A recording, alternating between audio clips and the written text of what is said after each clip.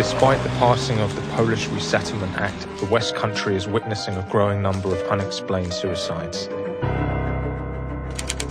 War's a terrible thing and many can't cope. There's no story here. What if it's not suicide?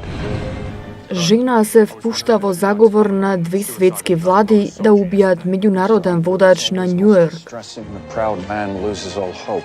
And why would that be, Colonel? Because we all seem to have forgotten that in 1939 the Soviet Union invaded Poland in alliance with the Nazis and with the same intent to wipe Poland from the map.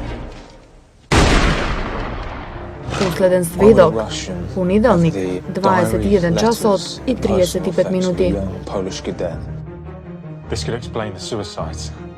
It was the Germans. Yeah, but you know that's not true. Not sure how much faith I have in your big story, because if what the Polish colonel says is true, you have no proof.